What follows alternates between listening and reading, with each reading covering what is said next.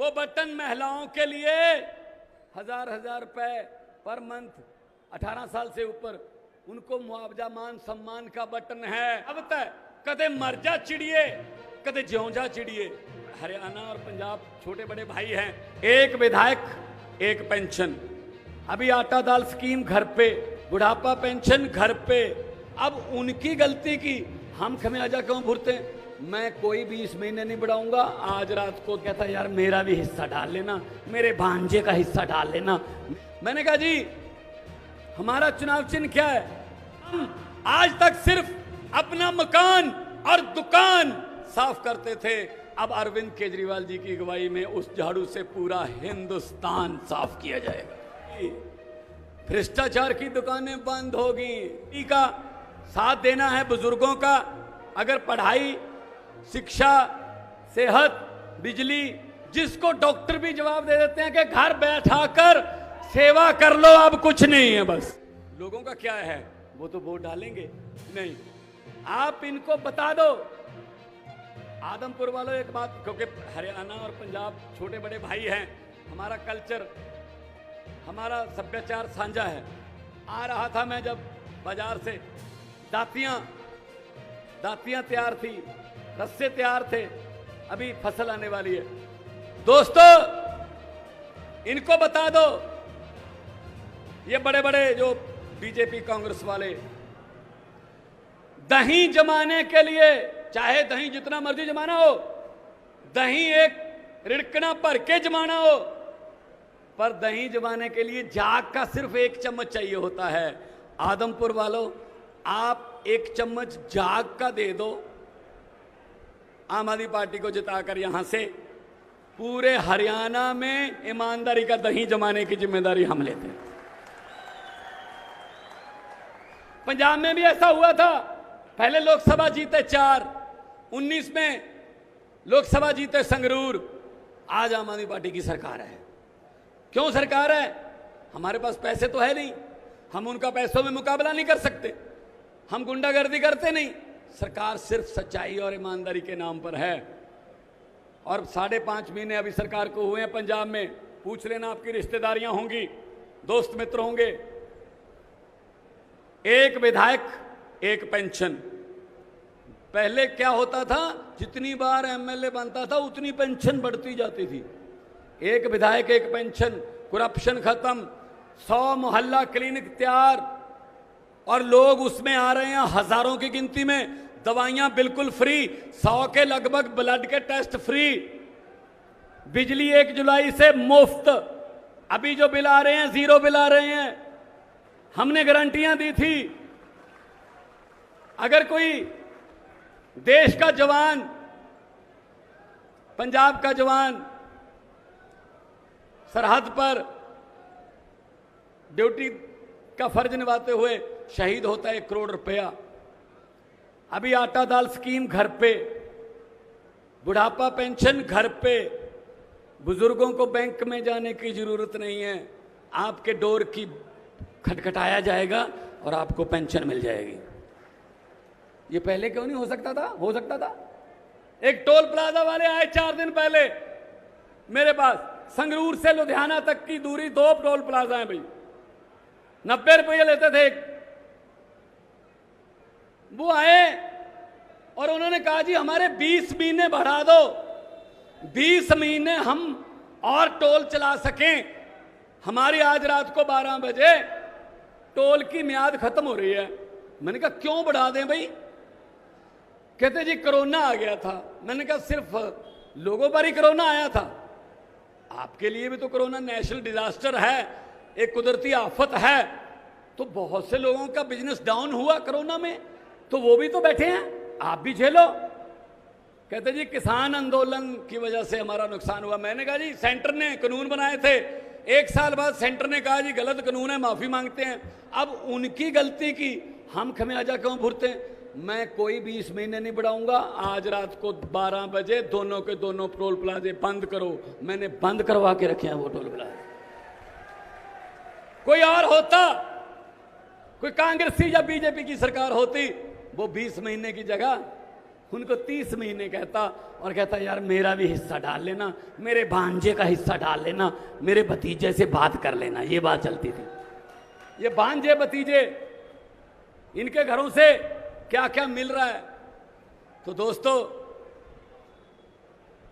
मुझे किसी ने पूछा कि यार दिल्ली में फिर पंजाब में आप लोगों ने इतनी बड़ी आंधी को कैसे रोक लिया? मैंने कहा कौन सी आंधी? कहते बीजेपी की आंधी। मैंने कहा कैसे? कहते कैसे? मैंने कहा मैं बताता हूं। मैंने कहा जी हमारा चुनाव चिन्ह क्या है? कहते झाड़ू। मैंने कहा बीजेपी का चुनाव चिन्ह क्या है? कहते जी कमल का फूल। मैंने कहा कमल का फूल कहां उगता है? कहते ही कीचड़ में। मैंने कीचड़ की सफाई कौन करता है? कहते ही झाड़ू। मैंने कहा हमने झाड़ू फेर दिया, कमल उगे ही नहीं। जिस झाड़ू से हम आज तक सिर्फ अपना मकान और दुकान साफ करते थे, अब अरविंद केजरीवाल जी की अगुवाई में उस झाड़ू से पूरा हिंदुस्तान साफ किया जाएगा। बड़ी बड़ी दुकानें बंद होंगी, भ्रष्टाचार की दुकानें बंद होगी, बहुत कुछ होगा। 107 नंबर दुकान भी बंद होगी।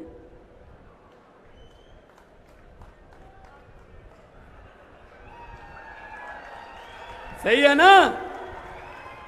बंद हो जाएंगे ये। इन्होंने समझ क्या रखा अपने आप को यार? पब्लिक है, ये पब्लिक है, सब जानती है। लोकतंत्र में लोग बड़े होते हैं। लोग जब चाहें आदमी अर्श पर और कुलदीप बिश्नोई की तरह हंकार करे ऊपर जाकर, तो लोग कहते हैं आजा बेटा फर्श पर।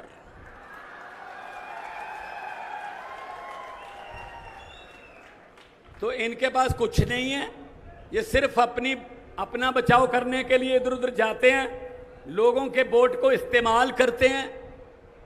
तो अगर साथ देना है युवा पीढ़ी का, साथ देना है बुजुर्गों का, अगर पढ़ाई, शिक्षा, सेहत, बिजली, इन सब समस्याओं का हल करना है, तो एक बार झाड़ू वाला बटन दबाकर देखना। दिल्ली में एक बार दबाया था लोगों ने, उसके बाद दूसरे बटन को भूल गए लोग, भूल गए।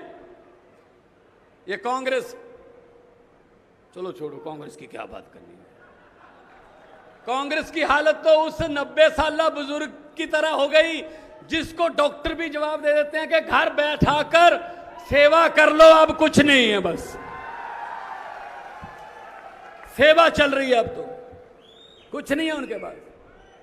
सबसे ज्यादा उन्होंने लूटा है।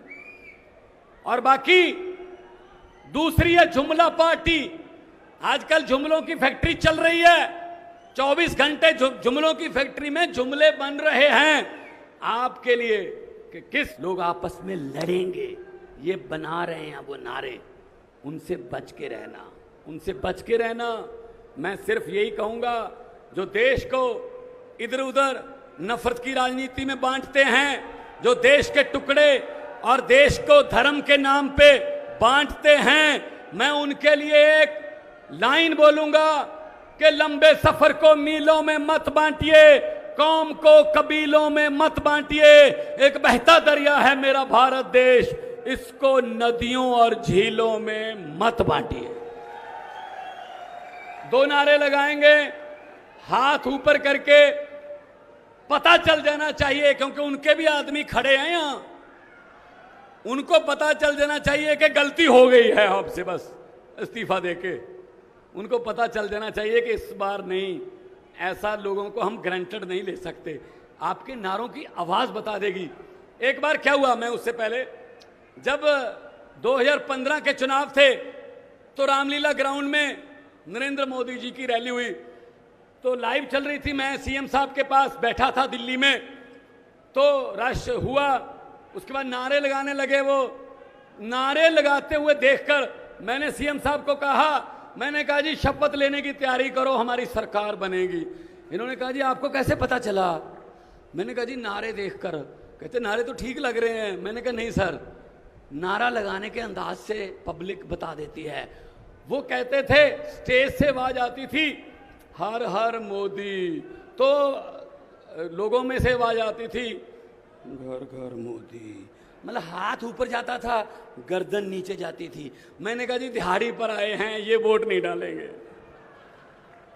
नारा सच्चा जब लगता है तो गर्दन भी ऊंची जाती है, हाथ भी ऊपर उठता है।